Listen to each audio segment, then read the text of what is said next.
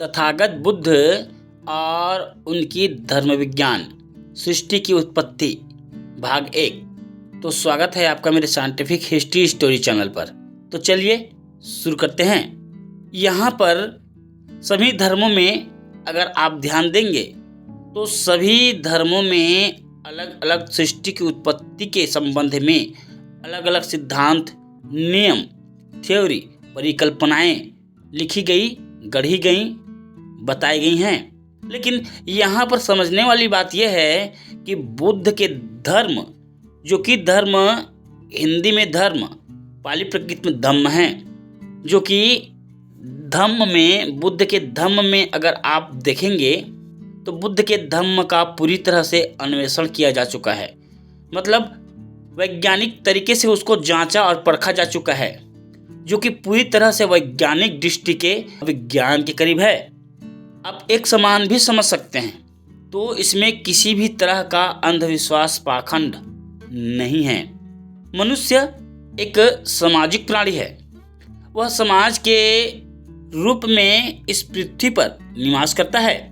इस पृथ्वी पर मनुष्य के साथ बहुत से घर, अचर जीव जंतु निवास करते हैं। प्रकृति में सभी जीव जंतुओं के रहने के, पैदा होने के, पेट भरने के, नष्ट होने के सभी गुण मौजूद हैं। पूरी सृष्टि अणुओं और परमाणुओं के मेल से बनी हुई है। प्रत्येक जीव जंतु मुख्य रूप से 3 पदार्थ और उनसे उत्पन्न होने वाली ऊर्जा से बना होता है। वे 3 पदार्थ हैं पृथ्वी, जल और वायु। ये तीनों ऊर्जा के स्रोत प्रकृति से मिलते हैं, प्रकृति में मौजूद हैं। इन तीनों ऊर्जा के स्रोतों के अतिरिक्त अन्य कोई भी शक्ति का स्रोत इस संसार में मौजूद नहीं है।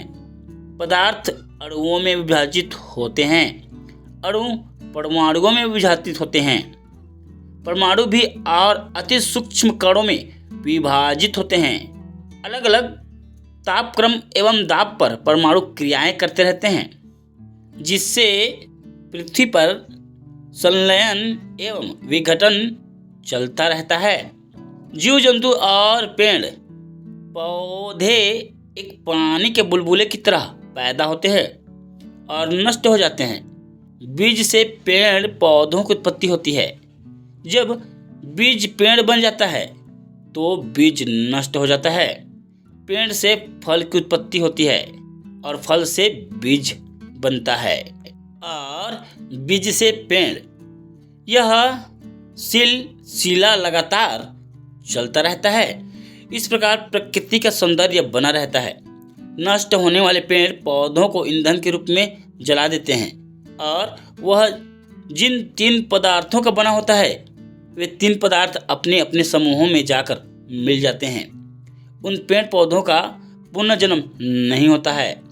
उनका पुनर्जन्म उनके बीज के माध्यम से होता है। इसी प्रकार मनुष्य की उत्पत्ति होती है। सचेतन प्राणी कुछ भौतिक तत्वों और कुछ मानसिक तत्वों का बना होता है। भौतिक तत्वों से मनुष्य का शरीर भाग निर्मित होता है। यह भौतिक पदार्थ पृथ्वी पर प्राकृतिक रूप में उपलब्ध हैं, जो भ्रूण को अपनी मां के माध्यम से प्राप्त होते हैं। इन भौतिक पदार्थों से शरीर में अस्थि, मांस, पेशियां, मांस और चर्म भाग उत्पन्न होता है। इन अस्थि, मांस, पेशी, मांस और चर्म से घिरे आकाश को प्राणी कहते हैं। प्रकृति में विद्यमान तीनों पदार्थों में प्राणी ऊर्जा ग्रहण करता है। पृथ्वी से प्राणी को खाद्य पदार्थ प्राप्त होते हैं और खाद्य पदार्थों से प्राणी को ऊर्जा प्राप्त होती है। सूर्य से प्राणियों को प्रत्यक्ष रूप में ऊर्जा मिलती है। वायु मंदिर सूर्य से प्राणियों को प्रत्यक्ष रूप से ऊर्जा मिलती है। वायु शरीर में ऊर्जा उत्पन्न करने में सहायक होती है। जल ऊर्जा उत्पन्न करने में सहायक होता है और उत्पन्न की गई ऊर्जा का शरीर में नियंत्रण रहता है। यह ऊर्जा प्राणी को कार्य करने में सहायक होती है, अच्छे संबंध बनाए रखने में सहायक होती है, प्रतित्व के लिए सहायक होती है, जीवन के सकारात्मक पहलुओं के लिए उपयोगी होती है। उच्च प्रकार की ऊर्जा प्राणी के चमक, यौवन, शक्ति एवं आध्यात्मिकता प्रदान करती है। मानसिक तत्वों से चेतना भाग निर्मित होता है, जिनसे एक सचेतन प्रणाली की रचना होती है। इस चेतना भाग को हम विज्ञान भी कह सकते हैं, चित्त या मन भी कह सकते हैं। इस चेतना भाग के अंतर्गत 3 मानसिक तत्व होते हैं। पहला वेदना, दूसरा संज्ञा, तीसरा संस्कार। पहला वेदना। 5 इंद्रियों एवं उनके सांसारिक विषयों के साथ संपर्क से उत्पन्न होने वाली अनुभूति वेदना कहलाती है। जैसे जीभ से स्वाद की अनुभूति, नाक से गंध की अनुभूति, आँखों से दृष्टि की अनुभूति, कानों से ध्वनि की अनुभूति एवं त्वचा से स्पर्श की अनुभूति होती है। दूसरा संज्ञा। संज्ञा से प्राणी की जाति का पता चलता है कि प्राणी की उत्पत्ति कौन सी योनि से हुई है। प्राणी जानवर योनि का है, पक्षी योनि का है, जलीय जीव योनि का है या मनुष्य योनि का है, प्राणी नर है या मादा है। तीसरा संस्कार। विज्ञान के अनुसार बालक वंश परंपरा से अपने माता पिता के गुण उत्पन्न करता है। जैसे माता पिता होते हैं वैसे ही बच्चा होता है। इस चेतना के भाग के साथ विज्ञान भी जुदा होता है, यानी चित्त। इस प्रकार तीनों मानसिक तत्व एवं चित्त मिलकर इस चेतना भाग का निर्माण करते हैं। आधुनिक मानव शास्त्र के आधार पर यह व्याख्या की जाएगी कि चित्त की यह मुख्य स्रोत या केंद्र बिंदु है, जिससे सभी मानसिक तत्वों की उत्पत्ति होती है। चित्त पृथ्वी, जल और वायु इन तीनों पदार्थों के सम्मिश्रण से उत्पन्न होता है। चित्त की उत्पत्ति मनुष्य के जन्म के साथ होती है, मृत्यु के साथ खत्म होती है। इसे कहा जा सकता है कि चित्त 3 पदार्थों के सम्मिश्रण से इस प्रकार उत्पन्न होता है, जिस प्रकार विद्युत से विद्युत उत्पन्न होता है। जिस प्रकार विद्युत क्षेत्र खत्म हो जाता है तो उसका आकर्षण क्षेत्र भी खत्म हो जाता है। उसी प्रकार जब प्राणी का शरीर भाग खत्म हो जाता है तो उसी के साथ चित्त भी समाप्त हो जाता है।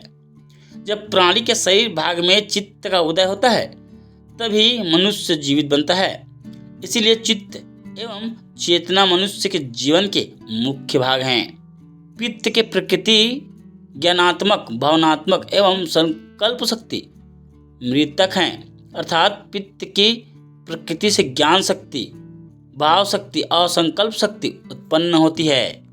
पहला, चित्त उस समय ज्ञान मूलक होता है जब यह हमें ज्ञान देता है, जानकारी देता है। वह ज्ञान रुचिकर भी हो सकता है और अरुचिकर भी हो सकता है। वह अपने भीतर घटने वाली घटनाओं का भी हो सकता है और बाह्य घटनाओं का भी हो सकता है।